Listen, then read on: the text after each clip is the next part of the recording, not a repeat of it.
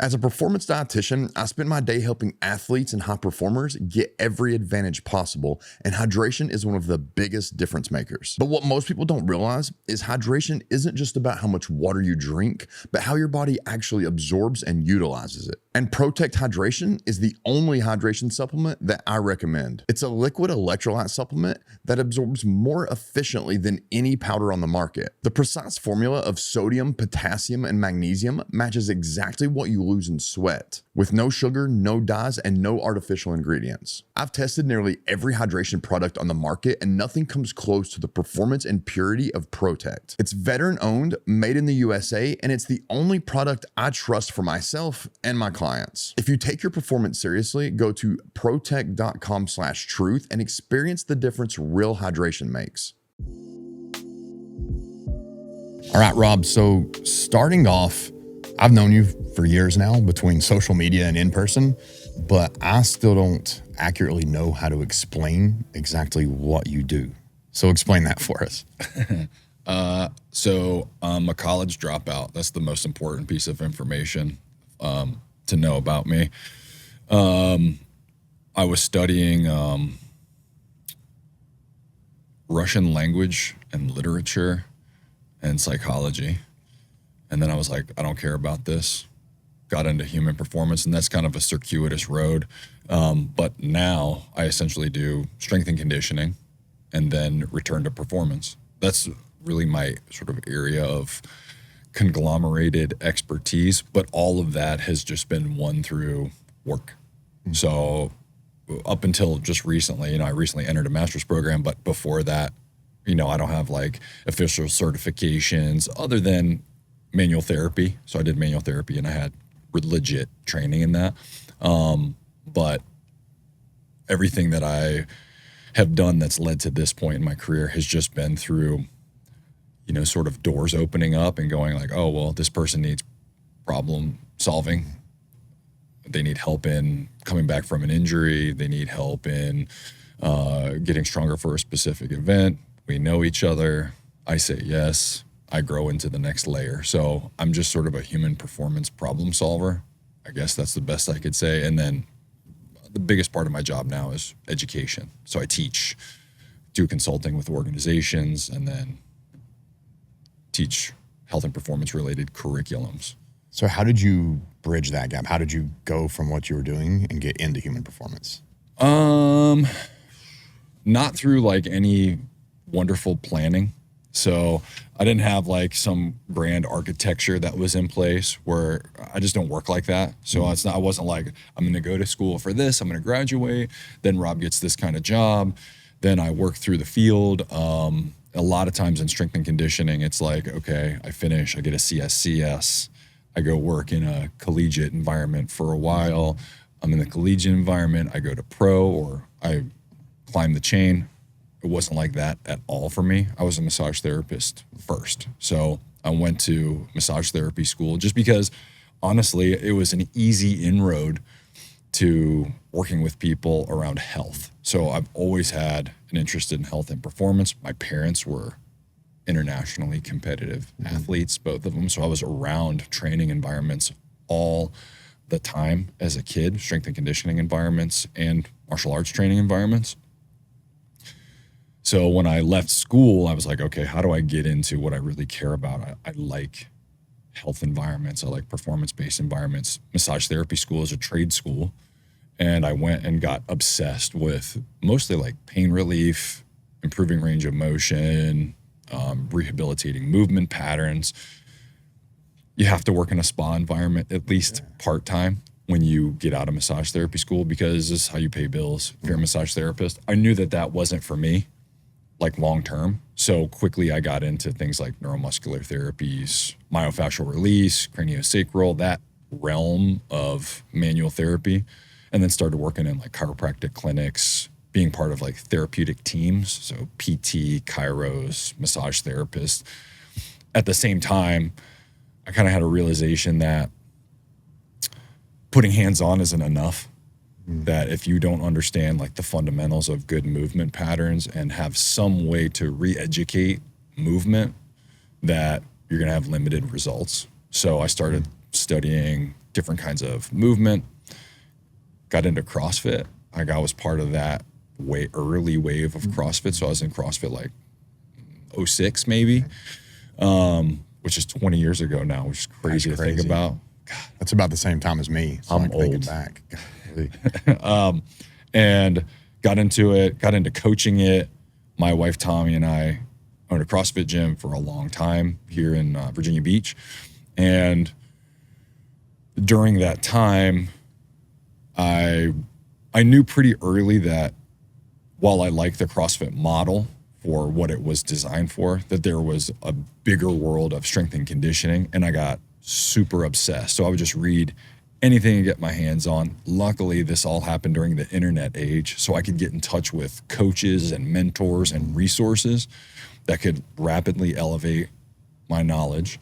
And then because the CrossFit movement, the tendril spread so wide, gave me a lot of opportunities to work with different types of clientele, whether it was sort of weekend warrior, people who were just doing sports and fitness for fun, all the way to elite military personnel. I had an opportunity to work with like World Cup yacht racing athletes. So I had this huge breadth. It's sort of in the key point in my career, like my late 20s, early 30s, where I had this huge breadth of exposure to both return to performance and strength and conditioning, and where I would see individual athletes from pain problems all the way through into performance. So that kind of gave me this breadth of knowledge that was unique at the time. And then I like to teach. So I started teaching that stuff, and I had the opportunity to do some curriculum development of various types during those years. And it all just kind of evolved into, what it is now. Talk about Check Engine Light, because I know that's a central focus. It's kind of your brand now. Mm-hmm. What was the inspiration for that, and what does it mean?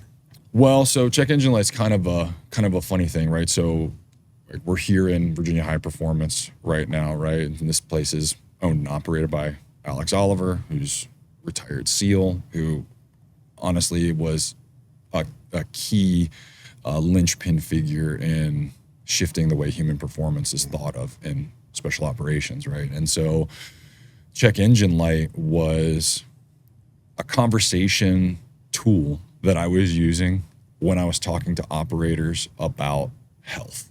And like combat sports athletes, operators are very, very resilient, very, very tough. And the upside of that is they can do really, really hard shit that nobody else can do. The downside is they ignore warning signals for health very often way too long. But bridging that gap to self-care is really hard. It's hard to get somebody who puts mission, team, service first and to try to convince them that self-care is something they should be focused on.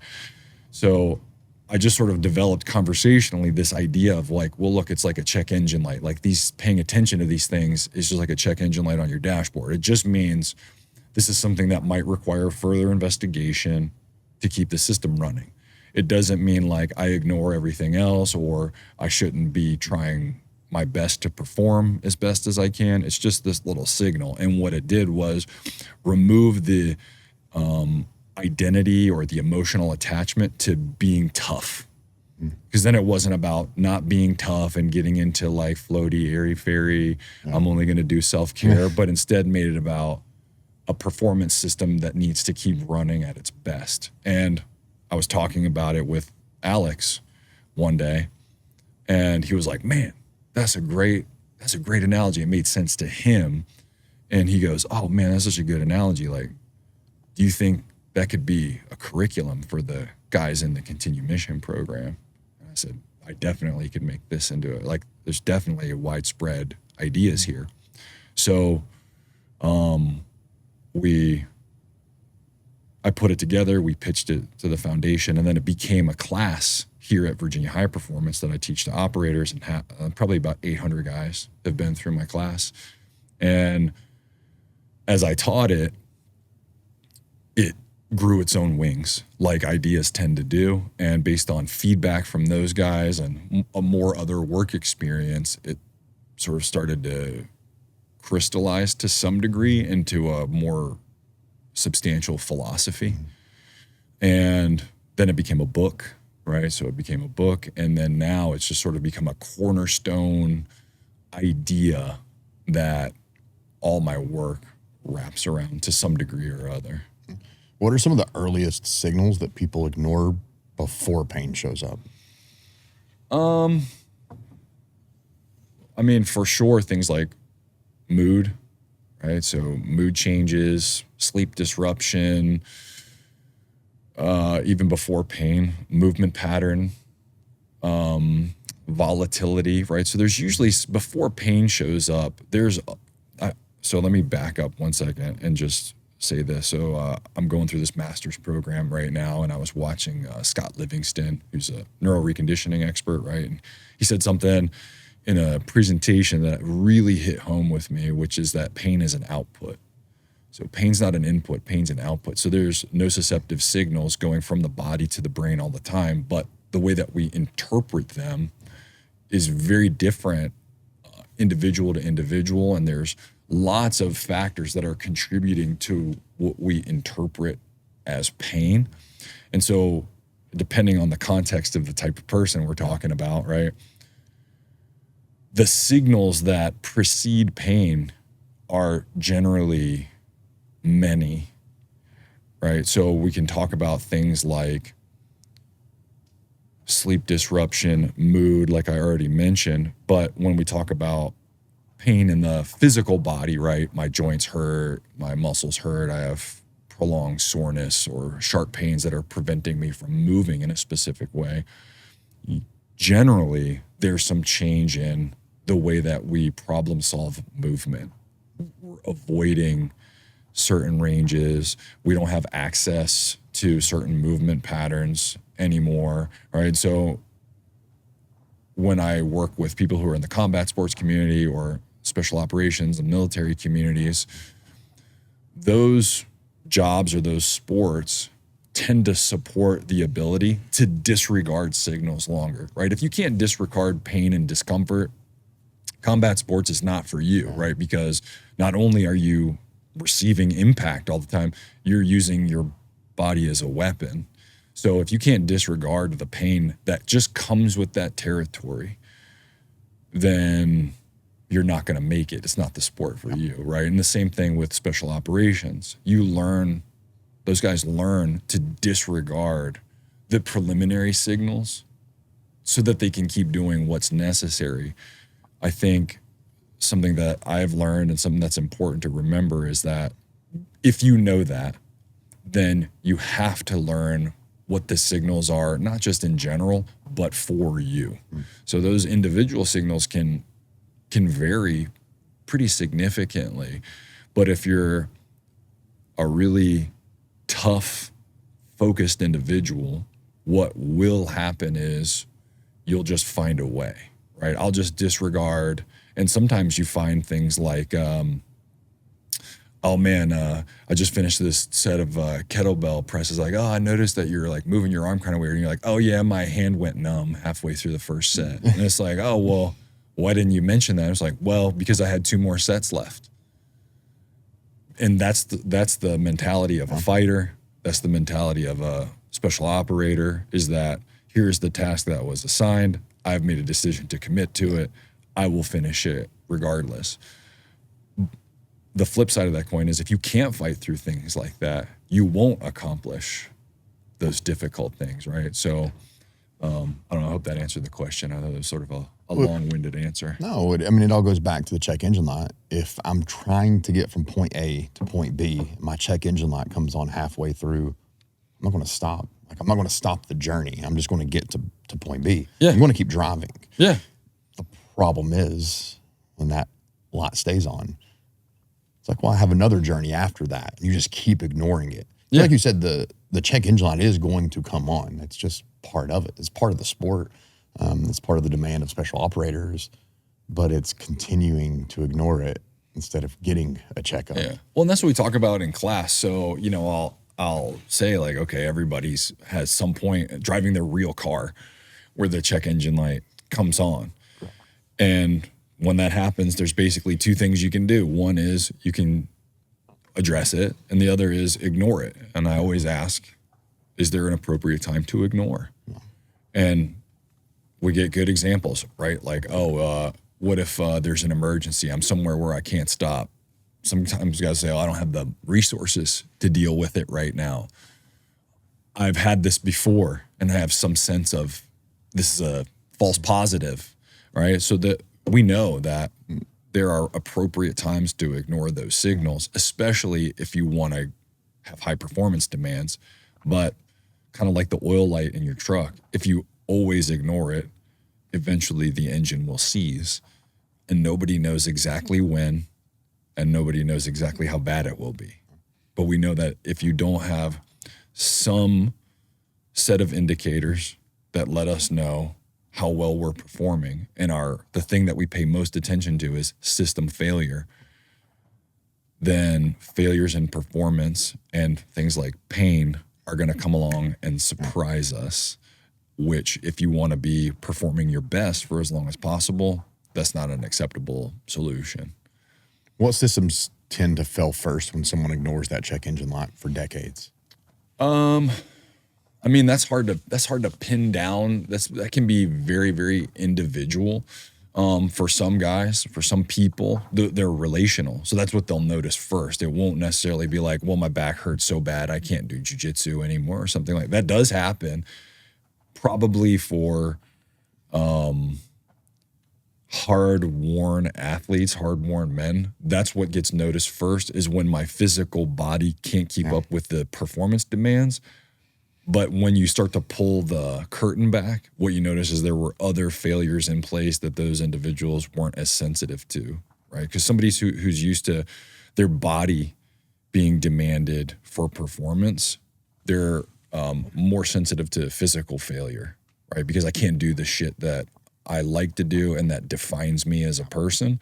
But as you start to talk to those individuals, sometimes what happens is you realize like, there are other disruptions that preceded that they weren't sensitive to. So sometimes it can be things like, oh yeah, well, I haven't slept right for years. It could be something that's completely unrelated to physicality. Oh yeah, well, I've had this anger problem for a long time, right? Oh, my wife and I aren't getting along so good. Oh, I have other relational or social cues that were there, but I'm not sensitive to. Physically, you realize it can be things like, oh, I just don't do that exercise anymore. Like, oh, I don't do those anymore. You're like, oh, you don't do overhead pressing anymore? Nope. How come? Because I get dizzy and my and I lose feeling in my hands for like a day. And it's like, so, okay, your solution was what? Don't press. Not solve the problem of your arms not being able to go over your head. No, I don't need to press. But that's only after they exhausted every other option, switching hand grips. They're gonna do everything they can to still be able to press, and then it's just like, well, I'm done. And you know what? In all fairness, that's what the highest performing people do best, is compensate to get the job done. Like I'll find a way. I'll change my grip. I'll avoid the exercise. It's actually the job of domain experts like us to go, oh no, hold on a second. This is actually a warning signal that we need to be more attentive to. It's not any different than if you're not an automotive expert, you take your vehicle to a really good mechanic and they go, was this making any noise before this happened? And you go, oh yeah, it had this weird smell coming out of the brakes for like 3 months. And they're like, well, that was metal rubbing against metal. And you're like, oh, but you just didn't know what the signal meant, and a failure hadn't occurred. So part of the job of human performance professionals is to teach athletes reasonably what these indicators are. And even if they don't know what course of action to take, to at least alert us that something is happening, and we can go, okay, hold on, and we can help decision make. Is it really time for an intervention? How deep of an intervention? Maybe we wait until after the sporting event, so that's where the decision making occurs. Yeah. And you brought up this program, VHP, the Continued Mission Program, and the various modality experts. And one thing that I thought was so cool when Ollie first called me about taking over the nutrition here was this guy's talking about allostatic load. I'm like, this is not a conversation you typically hear even in like a college and professional sports session, like call. They're not talking about those things. They're only talking about what's happening there and then, like what's happening within the sport, they're not looking at, well, what else is going on in the kid's life? What else is going on in the athlete's life that's also contributing to this load? And I thought that was such a cool thing that Ollie valued, was like, we're coming in, we're taking these special operators, and we're not just looking at the surface level problems.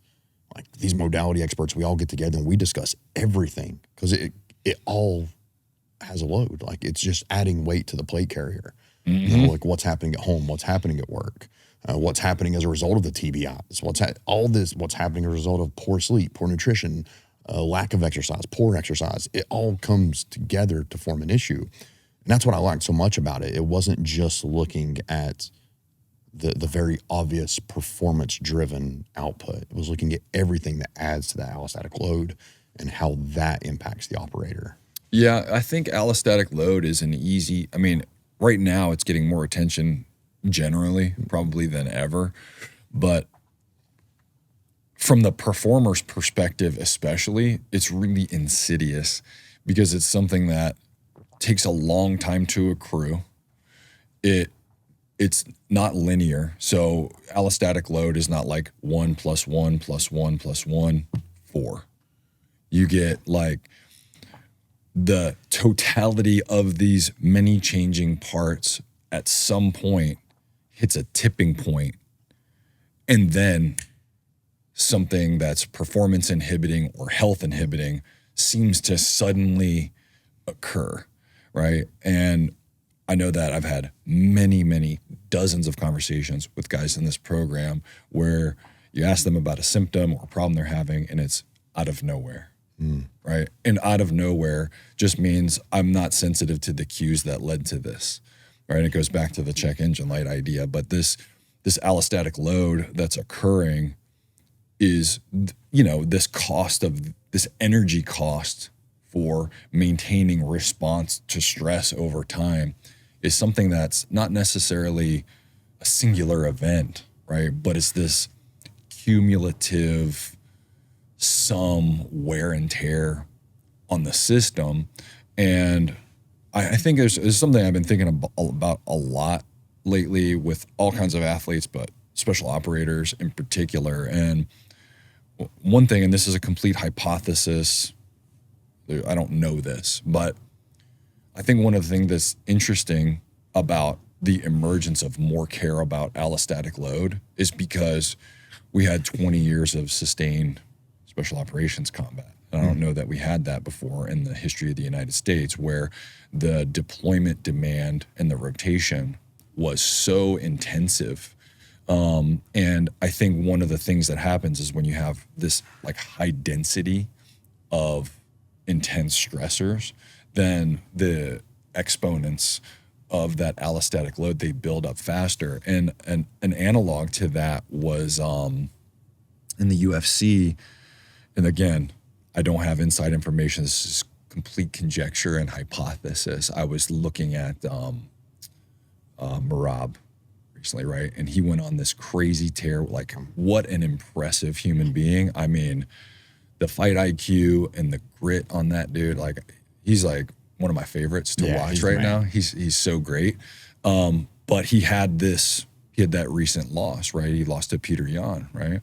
And I can't help but think 5 defenses in a 12-month period, like that amount of training and cutting and basically being in camp all the time. And I'm not here to say right, wrong, otherwise. I'm not part of his decision-making process. I don't know him.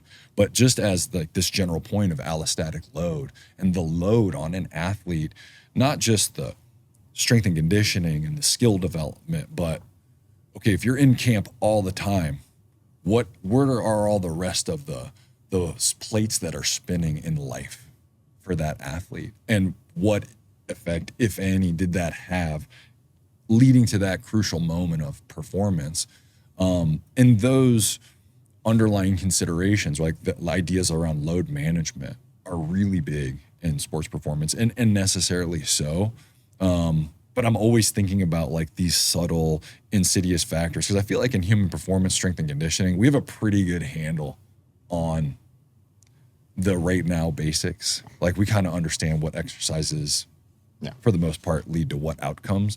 It's all the subtle context where we still have a lot to learn, I think. If you care about performance, what you fuel your body with matters. Essential Provisions was created for people who demand more endurance, more energy, and more from life. Their Sustain Energy Blend is built from real nutrient-dense ingredients. Things like coconut MCTs, chia seeds, and grass-fed collagen. You get long-lasting energy, sustained focus, and all with just 1 gram of natural sugar. Whether you're training, competing, hiking, hunting, or just grinding through the day, this is fuel that can actually keep up. So go to the Essential Provisions link in the show notes and save 10%, because above average fuel leads to above average performance. Half-Face Blades makes 100% American-made knives for the world's best military operators, hunters, and chefs, people who need knives to make a living or stay alive. That's why I trust them with my own everyday carry knife. So if things like buying American and high performance matter to you, head over to halffaceblades.com and throw away your cheap gas station knives. I also think that there's something to be said about being on top for so long and motivation. You don't think that your motivation is going to change when you are the champion, but it has to, right? Like all you want to do when you're an amateur fighter, you want to be a UFC champion. Like that's it. The guys who are really, really good, the guys who became UFC champions, like you didn't see them fighting at the amateur level or the low pro level, like the local level. None of these guys were really saying like, I want to be in the UFC. Like Max Holloway, like his early days, he wasn't saying I want to be in the UFC. He's like, I want to be UFC champion. Like it was all they saw. And then I think there is something to be said about you achieve it. And even if it's maybe subconscious too, it's like the drive has to go away a little bit. And I really think that, and you see that, you see guys, GSP, I remember just going on a tear, loses, and he comes back the GSP we all knew, like an absolute animal. Oh, yeah. I remember so that. I think because sometimes it just takes a loss to kind of reawaken that, and you got to get that back. So I also wonder about that with Merab.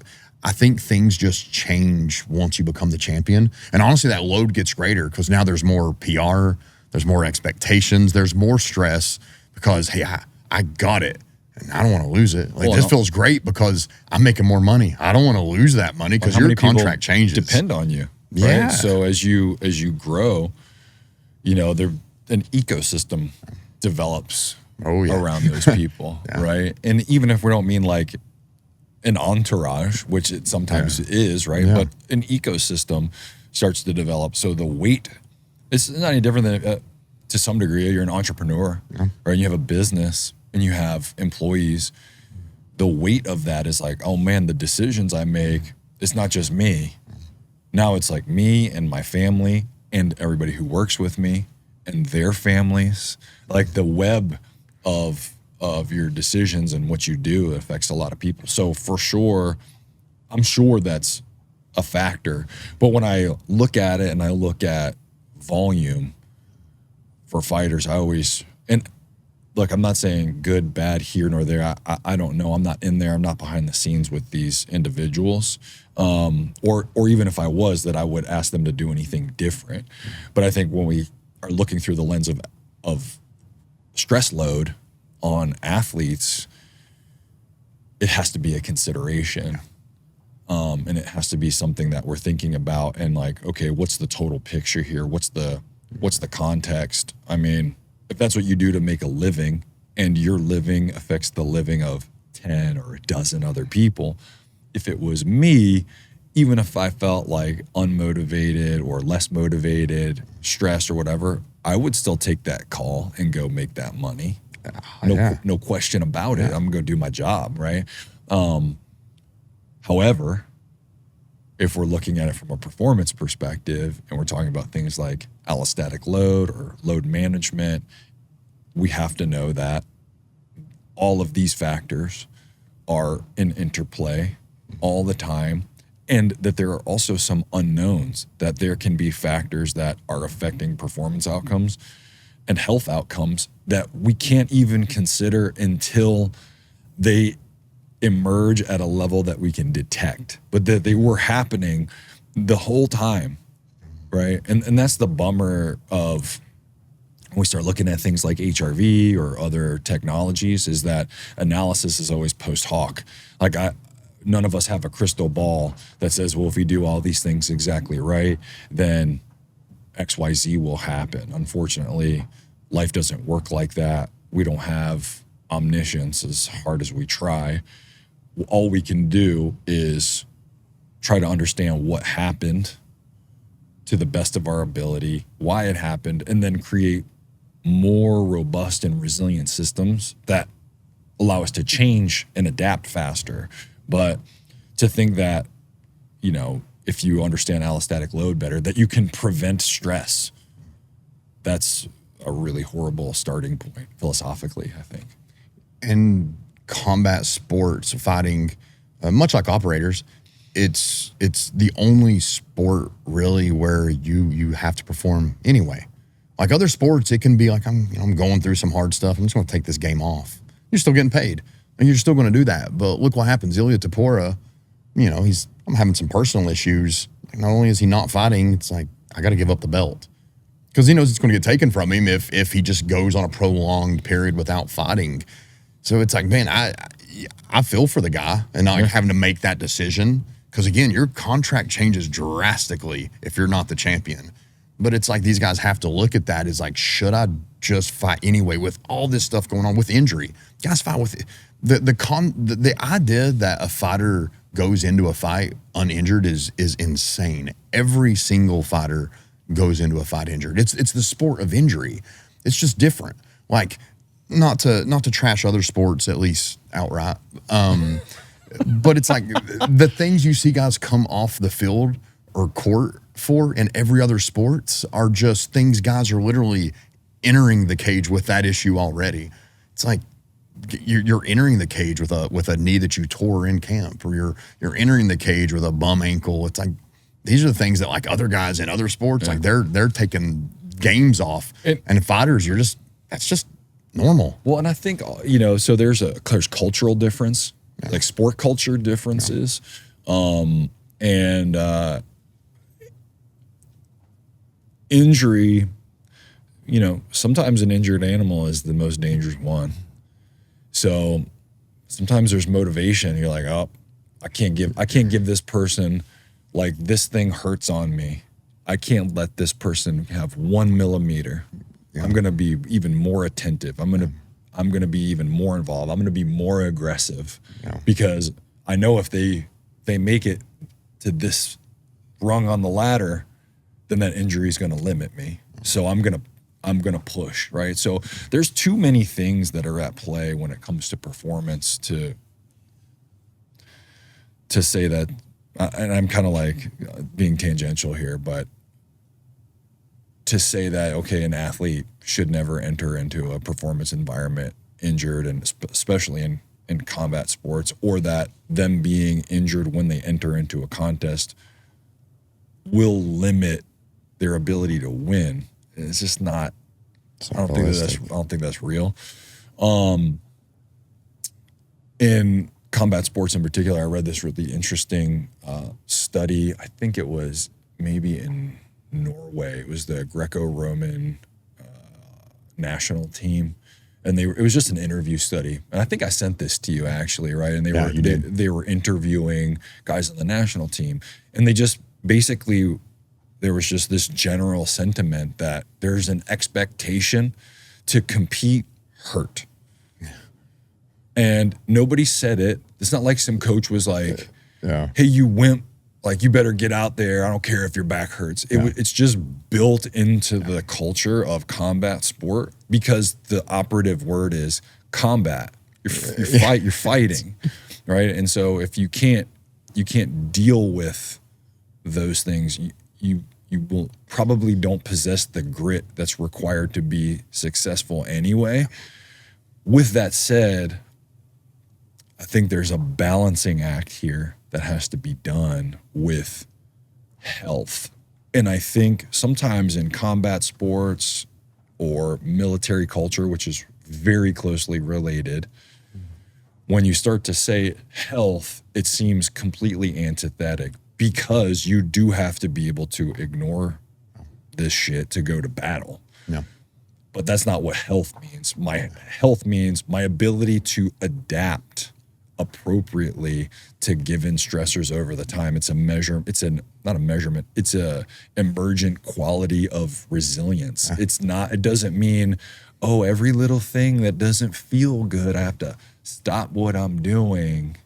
And, I'll stop, no more training. Yeah. It just means, okay, we have a better set of information with which we can make decisions on how to train so that you can keep training. So if you make your living in combat sports, then availability becomes even more important than in a team sport environment, right?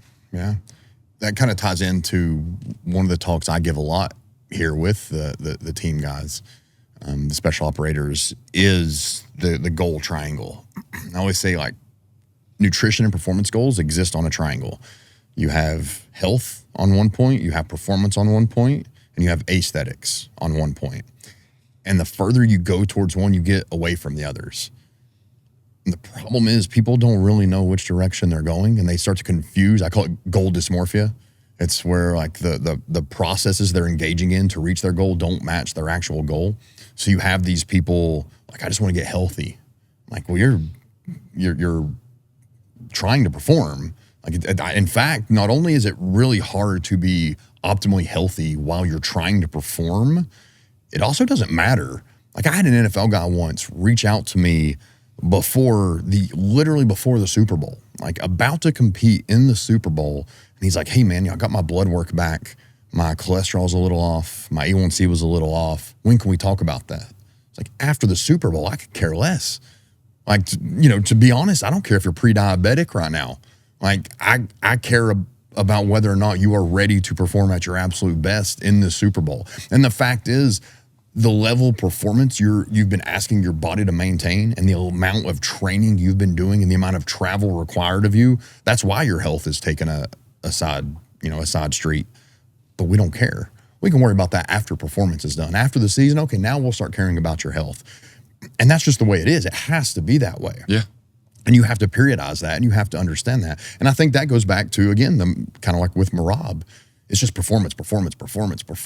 We're not taking any time to deal with health, and that starts to add up. And you see that again. You see it in combat sports, especially. You see it with operators, where just years and years of performance and that check engine light's coming on, but they don't really have the time to address it because all they're dealing with is performance, and stuff starts to break.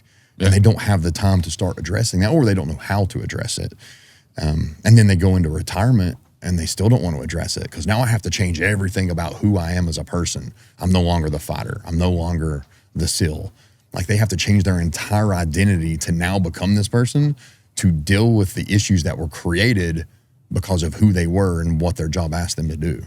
Yeah, and I think that's, for me, where I've had some success as an educator is being able to merge this message around health with in a culturally competent way, right? So it's like, okay, what is it? If your identity is wrapped around being a warrior, being a fighter, and you start talking about health because your mindset is performance. Right now, performance, what gets me to the finish line today.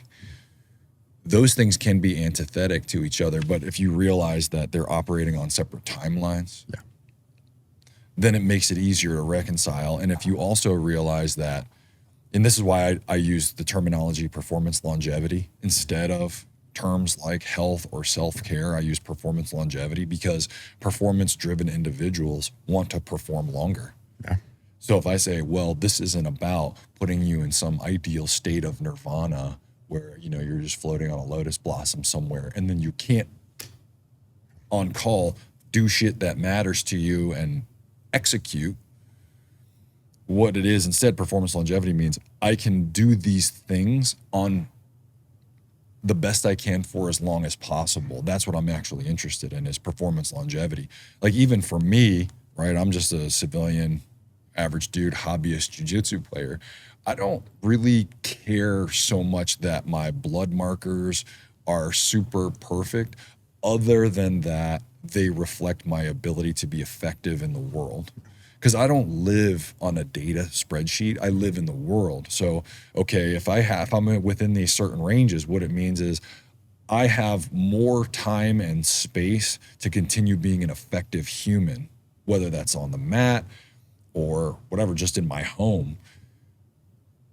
If you're an athlete, then we're talking about prolonging career, right? So what's the length of career time here? How long can you perform well in the job? If you're a special operator, how long can you continue to be effective if you're active duty in the job? And then post job, can you continue to be an effective human being? And I think for those personality types, performance driven personality types, performance longevity as a surrogate term for health makes a lot, like, it's easier for athletes and performers to wrap their heads around that than it is like when we think health, we just think of like, you know, I'm getting my steps in. Yeah. And that's the biggest demand I'm going to have this week. How do I be healthy? That's what your grandma thinks about, you know? Yeah.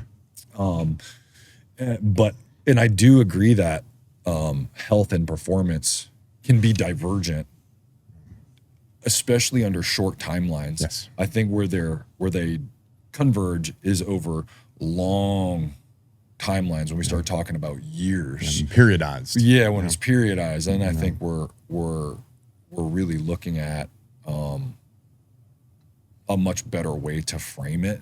And, you know, when I do like wearable analysis with athletes and I look at load management, you know, one of the big mistakes that's made with a lot of these technologies is people look at them in like this day-to-day variance. And it's like, so you mean like you worked really hard the last 3 days, and so today it just looks like you worked really hard. So where's the problem? Yeah. Right? But if we have the idea that high, good, low, bad with HRV, then it removes all of the context around like, what do you mean, man? You just finished a 6-week fight camp where you just basically ground yourself, like you honed yourself through organized stress into this like really sharp weapon. You're not gonna have the same HRV as like when you go on vacation. So like, you know, one of the athletes that I work with, he finished a really solid camp. His HRV is in the 90s. Then had a fight cancellation and went on vacation to Tokyo. And he texted me. He was like, man, my HRV is like all time right now. I'm like, yeah, you're on vacation. That's good. That means you were healthy and fit, and then no more stress occurred and you had a rebound because you're just like walking around hanging out with your wife for 2 weeks. So that, okay, healthy, right? And it's like to be expected, but don't expect this to happen in an 8-week camp where we're like beating the shit out of you every day. Yeah, I think wearable technology is good in some aspects. I also don't like it in a lot of aspects. I think it's good to inform. You know, like when guys come through this program, they get an Oura Ring, and it's the first time some of them have ever even really paid attention to their sleep. So I love it for that. It's kind of the first time people will see what this looks like. But the problem can be, you know, these guys are working with us, and we get to help them understand that data and understand what it means and how to interpret it. But I see for a lot of people, this becomes junk data.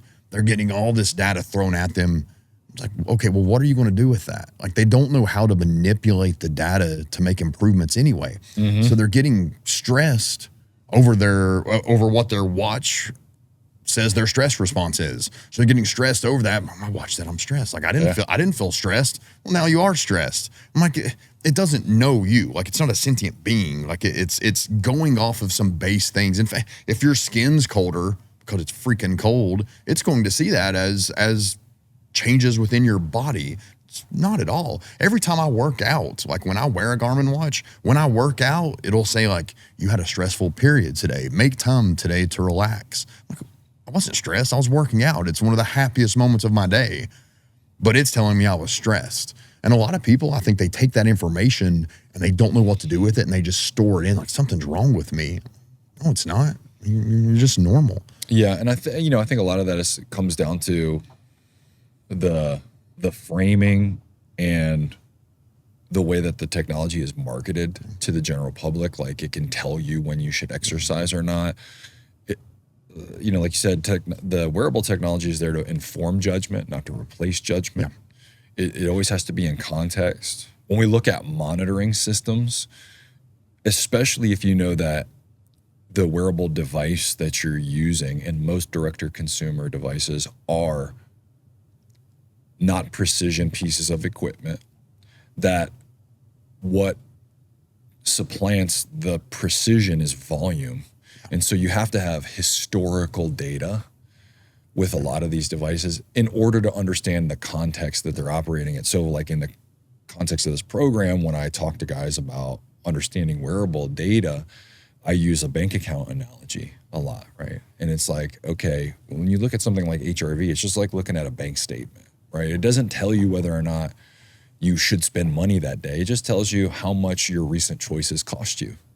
That's it. It just tells you up to this point, this is what this cost you. That's it. It doesn't say work out hard or not. It's just like, okay, the account might be getting low on average. It's staying lower. Let me pay attention to how I spend and where I spend, right? I think another thing with this data and these monitoring systems is that we latch on to singular numerics, right? We look at like one point of data and we don't take it. That's why I use a dashboard analogy. So you have a dashboard in a car. There's multiple gauges that present a big picture of what's going on in the vehicle. There's not one that just sits in the center and says drive, don't drive. There's a bunch of them and you can kind of look and go, okay, here's the general performance of this thing, then go. But when you drive, you look out the windshield. You don't stare at the dashboard. And it should be the same when you're using wearable technology. It just give you some idea of like what kind of performance to expect. Does this thing need to be tuned differently? Right? It helps you inform the types of decisions you make. I have a lot of bugaboos with the way wearable technology is used and interpreted, and the people who develop the technologies are still learning how to interpret the information properly. So we have to be really careful with the level of certainty that we give to any of these data points, how they derive percentages of readiness. What does 100% ready mean on a given application? Right, for if you have a technology application that measures some kind of recovery or readiness, what does 100% mean? I was recently watching, and I'm going to pick on this dude a little bit, the Netflix special Don't Die. Have you seen this with, I can't remember the guy's name, Brian something. He's like the tech dude who's like the most measured man alive. Yeah, I know who he is, but I'm not seeing that. So he was saying like, oh, my readiness score has been, I have 30 days in a row where it's been 100%. And I'm like, well, you haven't done anything hard then, friend. Yeah. Like, what are you doing? Like, how is it always, that'd be like, I just go start my truck for 5 minutes a day, but it gets no mileage. It's like, well, you miss the purpose of a truck. The purpose of it is to go from one place to another. Yeah. Right? So it's like people lose the plot of the purpose of building the system to interact with life, interact with sport, to participate, not to get a number on a screen. Yeah. And, one of the biggest fallacies I see with this thing is Goodhart's law. So Goodhart's law is, when a measure becomes a target, it fails to be a good measure. Yeah. And especially with communities like combat sports and operators, once you assign a number to something and you say that this is good, all they want to know is, how do I get to that? And if I don't, it's a failure. Yeah. And so we have to be really careful with where we assign value to these numerical representations of health, and to look at this as like a multivariate thing. You know, it's kind of like when we talk in class about body composition, and they're like, oh, 8 to 10, right? And I'm like, well, maybe. I'm like, but what else? I'm like, if you guys talk to Tyler, he's going to also ask you, like, well, what are your hormones like? At 8 to 10, do you sleep well? So all it gives us is more questions to ask, right? And so for me, that's always a sign that somebody is starting to understand the data better, is because they're just asking other questions about what else is going on in the system, rather than HRV high, HRV low, testosterone high, testosterone low. Then I have a blanket answer. Yeah. Right? Yeah. It makes me think I had a guy actually come in once, and it's like, my doctor told me, he sent me his blood work. It's like, my doctor told me that I had some like signals of inflammation in my blood, and I need to watch out for that. Like, does your doctor know what you do for a living?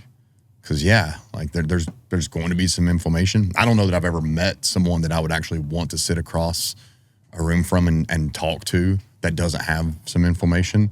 Like, if I see your blood and there's no inflammatory markers, probably not interested in talking to you, because you're not that interesting. Not doing anything. You're not an interesting human. Yeah. But let's take this and let's see what we can do to just make sure these don't go too crazy. Yeah. But I expect some inflammation. Absolutely. You got to know your audience. But exactly. And the same thing, when we talk about, and so of course this applies combat sports and special operations. Once again, it's like when we talk to guys about TBI, and they're like talking about TBI prevention, and I'm like, sure, I think you could prevent all of it really easily. Don't go to war.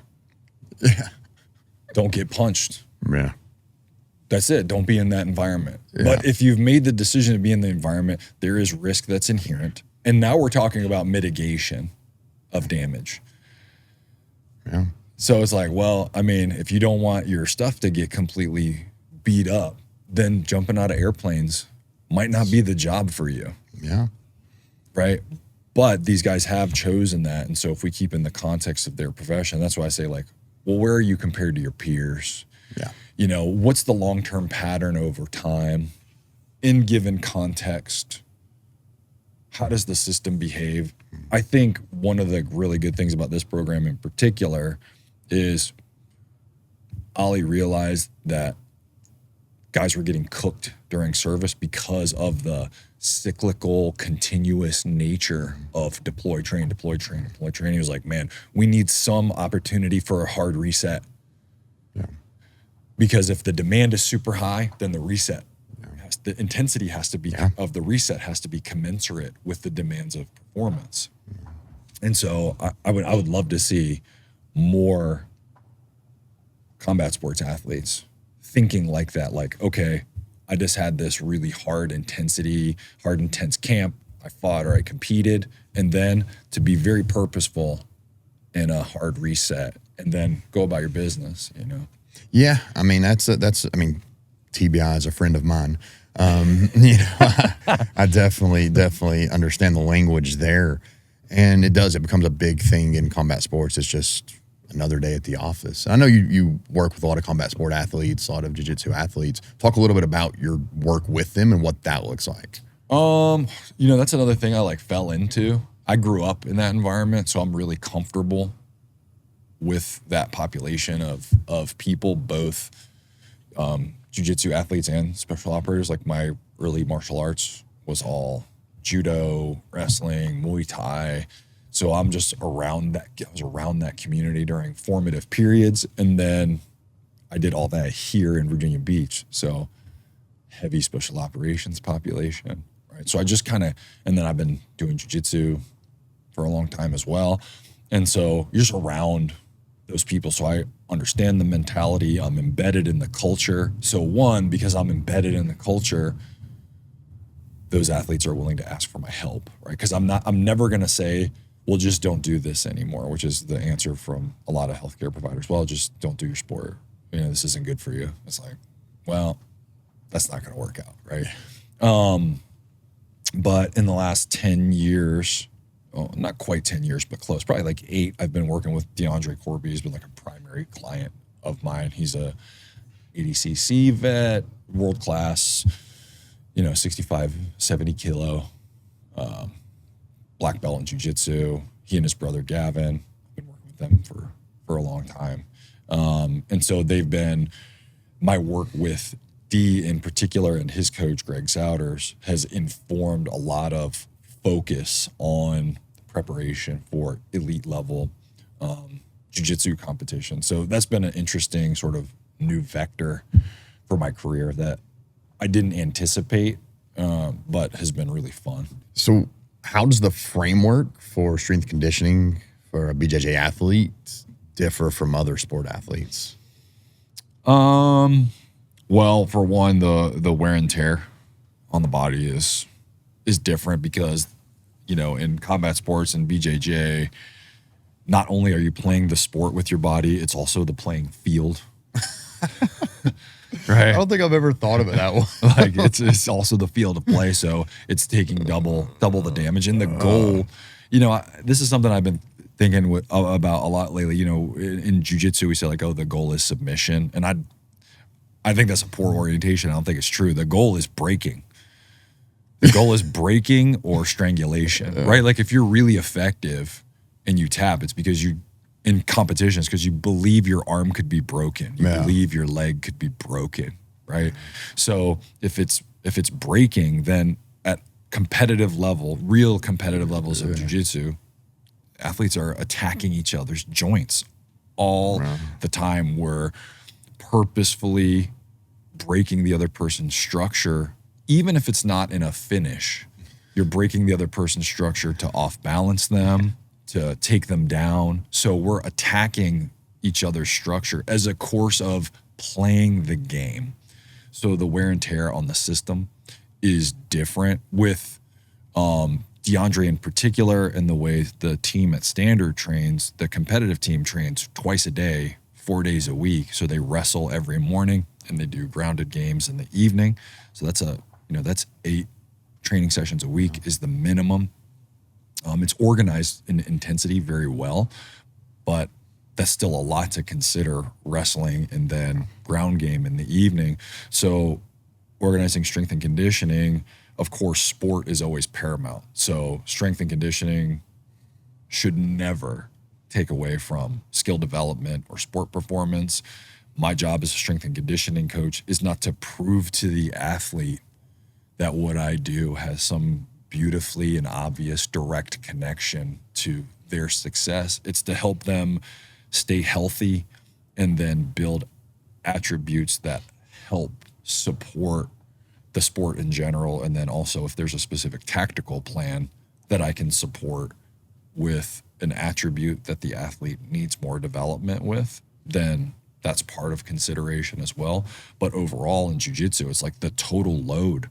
This goes back to the stress load. It's like, okay, because especially wrestling, stand-up can be so grueling on the structure and the nervous system of the athlete. Taking that into consideration when planning strength and conditioning sessions is really important. But then also just from a more granular perspective, maintaining dexterity. So like, of course, we address things like maintaining top end strength. And of course, DeAndre in particular is an elite grappler, and he's elite in strength for his weight class already. He doesn't need to add 1 pound to any lift in order to be strong enough for his weight class. It's not necessary for him. But what we do need to maintain are things like leg dexterity and range isometric capacities, the ability to dissociate the torso from the hips. Like if you don't have true thoracic rotation as a competitive grappler, you're in trouble. Yeah, you're in trouble. I mean, can you work around it? Of course you can. Does it limit your options? Of course it does, right? So, and if you're in grappling, there's a lot of sustained gripping, right? So whether we're talking, like gable grips around torsos or legs, but There's a lot of framing, posting. So the T-spine gets stiff. And ironically, even though it's a limiter, it's also a necessary attribute or a helpful attribute for being more successful.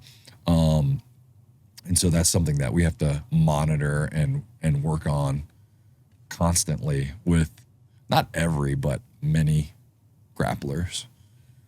Do you think all this has anything to do with the fact that I hurt all the time? Yeah, well, since you've been here at VHP and I've had the opportunity to watch you train, I do notice not a lot of stretching until I gave you something very specific and obligatory to do. And here's the thing, stretching it's not as fun. You don't get like fired up. It's not like you're getting ready to deadlift and you're like, yeah. Right? You're not like, ooh, yeah, pancake stretch. It's not fun and exciting.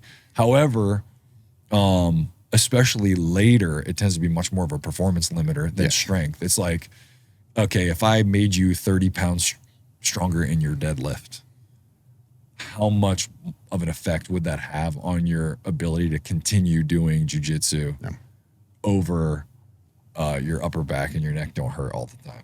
It's like, and that's not even just the directness of willingness and ability to move. It's willingness to try certain things during sparring. It's my willingness to take risks and explore new skill sets. If you're in the back of your mind and your subconscious somewhere, or if your body detects threat, it will limit your capacity to express motion. Even if you're a gritty, tough dude, it will just close the valve on movement options if it detects threat. So by managing and expanding movement capacities, then what we're really doing is like turning down the nozzle on threat detection.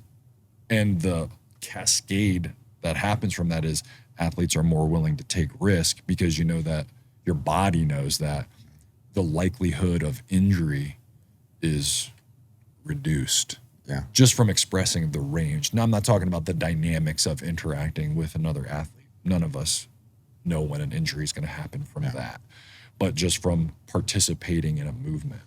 Yeah, I'm honestly a case study of this. Just, I will make fun of myself here, but it's true. There'll be times that I'm kind of like, man, I'm a first degree black belt now, and I'm like, man, sometimes I feel worse than I was as a purple belt in some things. And I think back, I'm like, man, I used to have a really good knee on belly. I'm like, man, I'm having a really hard time controlling people there now.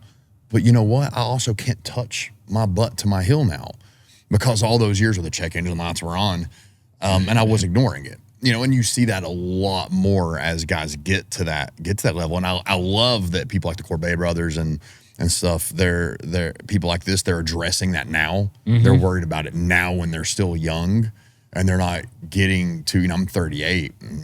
We have a joke that you can tell, or I have a joke, and I've with a few of my friends, like I can tell someone's training age by their outfit. Like they walk in with a t-shirt that smells a little bit. I'm like, dude, that dude's been in this for a while. Like all these new guys have compression shirts and all this. I'm like, nah, man, I'm still going in with a t-shirt. Yeah. And it's like, do you have some of these like really nice wraps, or do you have ace bandages? Like ace bandages, or I'm just taping up. I'm still taping my knuckles and all this. I got a lot of years and miles on this. But I'm already having these discussions with you because I'm wanting to start training jiu-jitsu a lot more. And I'm now at a point where I realize I have to change some things. I can't lift the same way as I used to. Like I've benched 350 before, and that's really cool. And I'd love to do it again.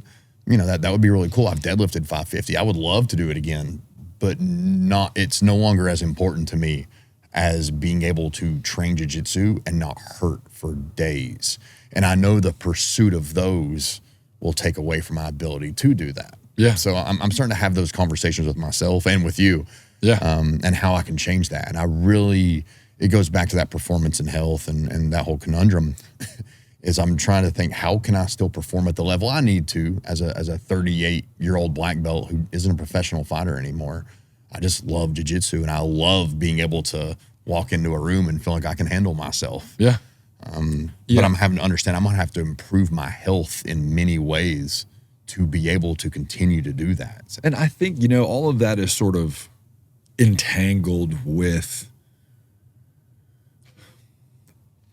delivering it in a way that's palatable to the athlete in question or to the culture. And I think a lot of times what happens is performance professionals just say, like, you're supposed to be able to do this, and if you can't, then you need to go to some remedial shit. Yeah. And for me, that's a good way to like hit the off switch on people. And so at least when I program directly for individuals, or when I do any kind of programming for jiu-jitsu athletes as a group, I try to bake in some of the demand or some of the exercises and things that address the less sexy stuff. And I try to like bake it into a cake that makes sense and is a little bit more fun, and where the athletes can see where it's relevant to the thing they care about. And I think if you can communicate some of the less sexy demands of things like range of motion, stuff like that, in a way that makes it immediately relevant to the athlete, then you get buy-in. And when you have buy-in, once you get that and the individual or the group trusts you, well, then you can kind of go into more of like, hey, here's the things that you need that you might not like. But, even with DeAndre in particular, when I started working with him, he was a world-class gi competitor. So he was already competing at Worlds and Euros, Pan Am champion, black belt in the gi. But every time he would get to Worlds, he would be smoked. So he would win every IBJJF tournament in the gi that he would compete in, all the way up to Euros, Worlds at the end of the year. And then he would place lower. So everybody who he had beat easily throughout the year, they would beat him. And so he and I were talking. He came up to me one day during training and was like, hey, are you taking any students on? Right. And I was like, well, if it's you, then yeah, because he's such a like that dude is a unicorn. I hope you have a chance to talk to him on here, but he's such a unicorn. He's the most professional and disciplined athlete I have ever worked with. It's like, if he agrees, I will do this on this day, you do not ever have to ask again. If it's like 2:00, it won't be at 2:01, it won't be at 1:59. It'll be 2:00 on this day, no matter what. So he's a complete unicorn. But I said, sure, let's meet for coffee and talk about what it is that you need. So we're sitting down chatting. And this dude at the time was already super strong. Well, I'm talking double body weight front squat strong. He still can walk in cold and 1.5 times bench, 1.5 times body weight bench for reps. Yeah. Cold. Really, really strong athlete, especially for his weight class. And I was like, oh, what's your training like? And he was doing like German volume squats. And I was like, dude, have you ever walked on the mat and everybody was like, how much do you front squat? And he was like, double body weight. And they were like, never mind. And they just like tapped. I'm like, that's not the performance differentiator. I'm like, if you cook your nervous system, and I asked him, he and I were talking about this the other day, and I said, and he said, like, one of the things that was like a light bulb for him is I said, when was the last time you remember feeling fresh? And he couldn't come up with an answer. And that doesn't mean you should feel fresh every day.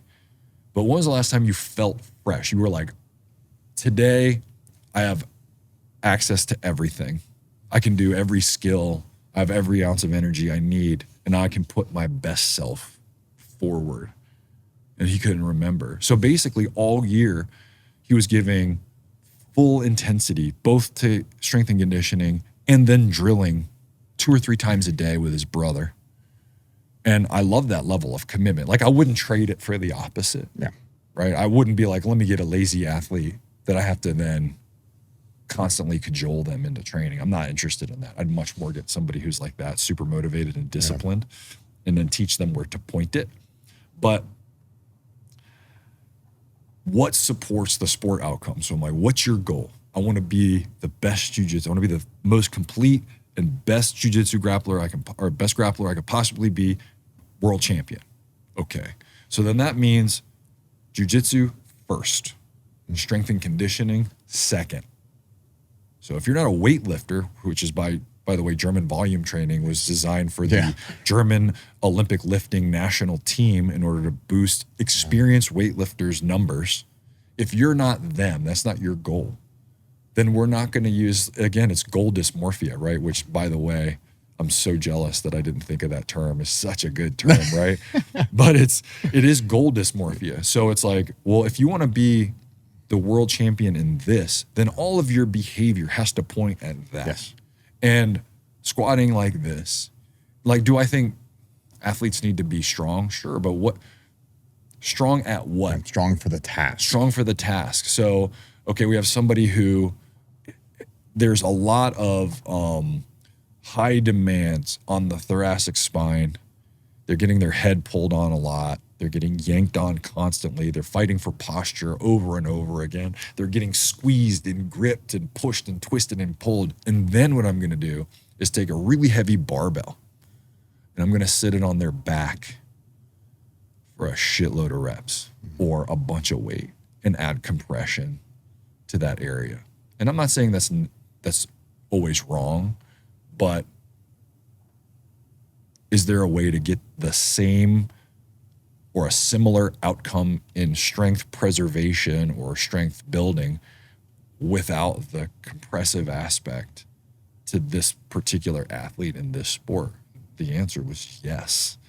So then why would we do that, right? So those are the kind of considerations when we're thinking about jiu-jitsu. When we say sport specific, it doesn't mean I'm going to tie a chain around my waist and I'm going to shrimp down the mat with a fucking sled. Like that stuff gets to the realm of silliness and TikTok and Instagram clicks and functional movement patterns. Oh man, that boy, Nadia is taking some hits right now. Here's the thing, some of that stuff is fun, right? And you look at who his clients are, and some of them are some of the best wrestlers on the freaking planet. And some of that stuff probably makes them feel good. And the way they move probably makes sense to them. Is it the most efficient way? Well, I don't know, because I don't have access to the totality of his program. Does it replace being strong? That's silly, right? And then to make a claim like, don't deadlift because it will 100% hurt you. Right. That's anybody with any sense knows that that's goofy, right? But shrimping down the mat, that's goofy too. And when we talk about sport specific in terms of jiu-jitsu, it just means doing an appropriate needs analysis for the sport in general, for the athlete specifically, and then generating a program that supports the desired outcome, and then continuing to reevaluate how what you're doing is affecting movement towards the outcome. But it doesn't mean the stuff I'm doing has to look in some way exactly like the sport, right? So I don't know, maybe that was a bit tangential. I'm not sure if that really answered the question. No, it was great. Talk about posting, because that's one thing that anyone who follows you on social media, you've been talking a lot about posting. I know, because I know you, I know that you're working on some things with that. But it's something that I don't think people even realize that it's something to train or strengthen, but it's happening at all times. Yeah. During a grappling match, during a fight. It's pretty unique demand for, not that no other sport ever puts their hands down or gets up, but it's to prevent falling, I guess. Yeah. I guess a 3-point stance. And yeah, but if you look at like the parachute reflex, right? If you start to fall and it's a surprise, I don't care how many Granby rolls you've done, you're going to put your hand down, especially if it's a surprise. Yeah. If you see it coming and you're aware and there's a frontal lobe, like there's a cognitive decision, then you probably put your shoulder down. But most of the time, even incredibly experienced people put their hands down. Yeah. And the only evidence required for that is to watch any fight at the elite level, and you watch the best people in the world put their hands down to stop themselves from falling, because giving up hips to the ground is bad, generally, right? But in addition to that, we also post to get up when we're already down. You have to do it to build base, right? So you have to put your hands down to some degree, or put your hands on your opponent, right, to build base. You have to frame. You have to create space. That's whether you're a grappler or whether you're creating space to find range and punch. If you're a fighter, there's a lot of posting. One of the things that's specifically different about posting in combat sports is the amount of impulse, right? It's that we're changing directions on hands the way most people would only change direction on feet, right? So you're making room for hip motion and changing direction of movement. That's why, I mean, if you look at especially wrestling traditions and you look at youth development, there's always some kind of like soft acrobatics involved. So, back rolls to handstands, cartwheels, back bridging, round offs. They're not gymnasts, but there's always some kind of, I plant my hands and change direction over, and there's quadrupedal movement. If you come from wrestling, especially in wrestling heavy cultures like the stands, right? Yeah. They're very, very good at this. Their youth development usually involves more traditional sort of Olympic upbringing. And I don't mean they're going to the Olympics. I mean, like, kids do gymnastics and track and field and wrestle, and they will specialize later. Yeah, exactly. Right. And so all those kids can run, they can throw, right? You just look at the general athleticism of those wrestle heavy cultures. It's really, their movement literacy is really, really high. And I think one of the things, at least that I see in the US, is we tend to specialize earlier and we get hyper-focused instead of developing some general capacities. Posting is a specific demand, but it's just a human behavior. And what happens a lot of times with jiu-jitsu, and first of all, there's no amount of training for posting is going to protect you from the surprise of falling, right? Like, it's not training it doesn't mean it's a vaccine for injury. When you're grappling or in combat sports in general, there's just too many things that you don't control. To say like, oh, if you post like this, you'll never put your hand down and hurt yourself. But what you will do is better prepare your body for the forces. So it's kind of like in sprinting, right? When you're sprinting and those athletes hit the ground with their foot, we're talking 4 to 6 times body weight punching into the ground and being able to deal with the impulse of that force by creating tissue stiffness, coordination, general strength capacity that is vector specific to the demands of field sport or track, right? So they do a ton of related assistance exercises, bounding, striding, skipping, that prepare those athletes' lower bodies for those kind of high force demands. Why wouldn't we have commensurate training that prepares grappling athletes for the known impulse of falling your body weight and your opponent's body weight very often, right? So whatever, if it's me and you, we're talking probably 425, 430, maybe more pounds, and I put my hand down suddenly. That's a lot of impulse going into the ground. And if I haven't done anything to appropriately prepare those tissues, now that I'm not trying to say this to disregard other factors, I just want to make sure that that's clear. But one thing I have control over, the most control over, is preparing my tissues in the strength and conditioning environment. If I know that's the case, why wouldn't I build more robust torso to shoulder connection? Why wouldn't I build a more robust upper body chain where force gets directed all the way through the system more appropriately than just breaking into, smaller joint areas? And again, it's not an injury prevention. It's to prepare us to better deal with the demands of sport.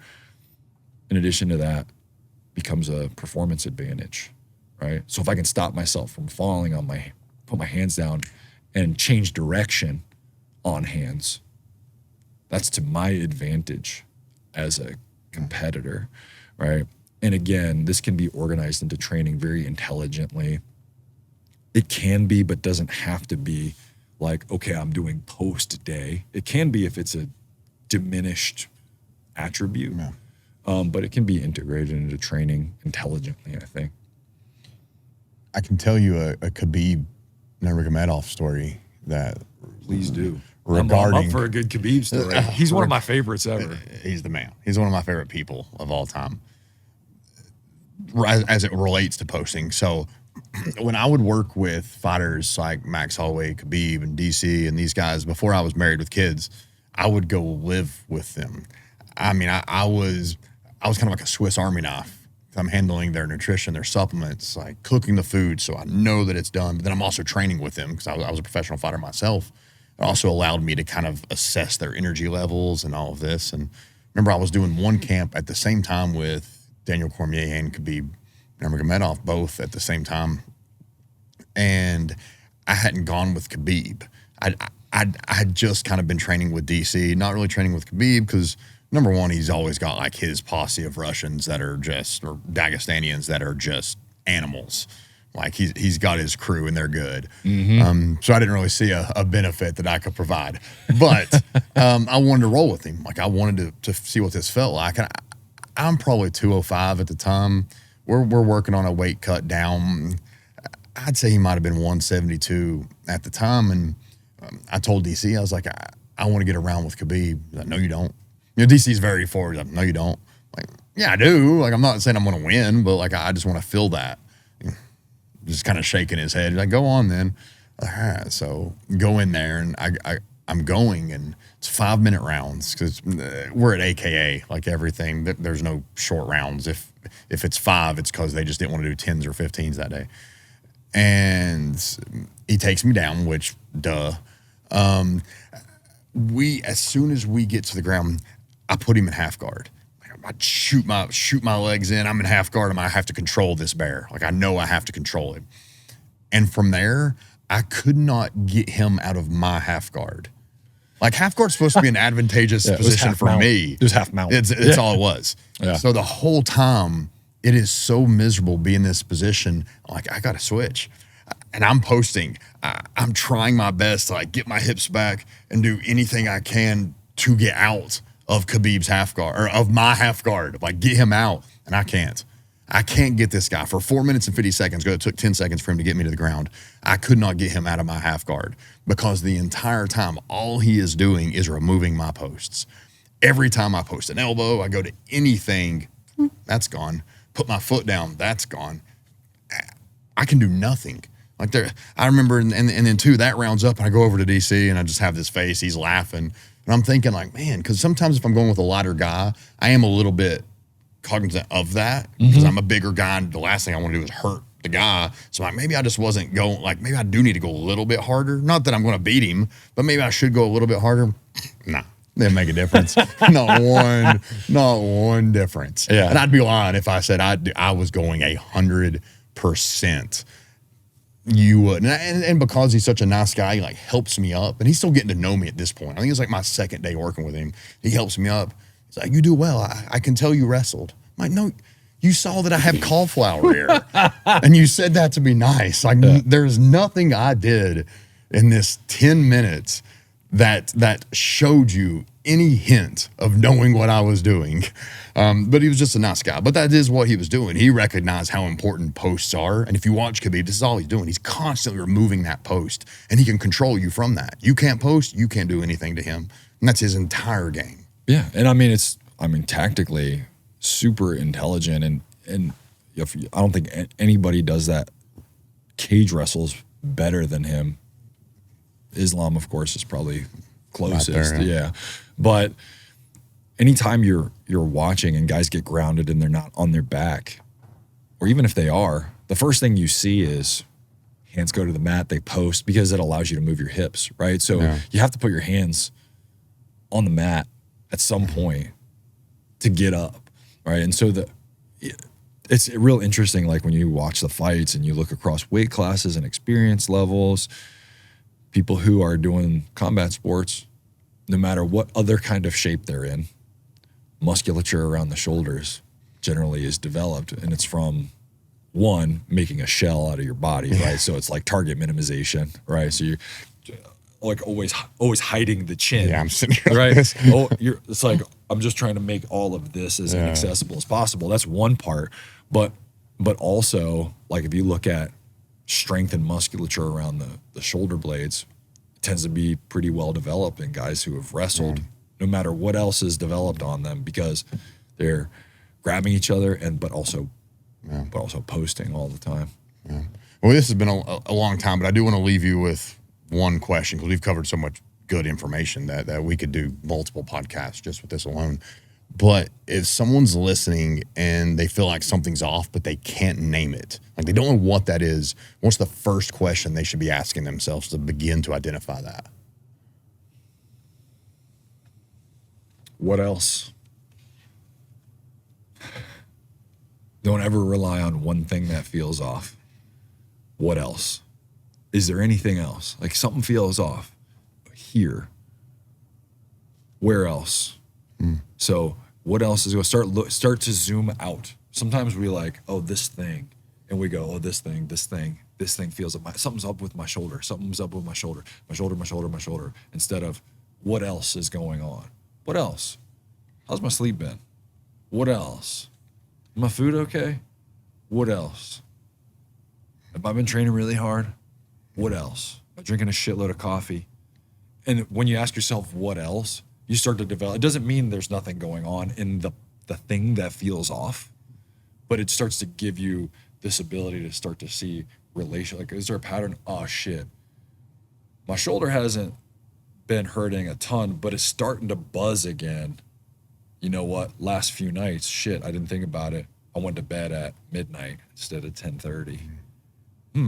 I wonder what else affects this other than just this.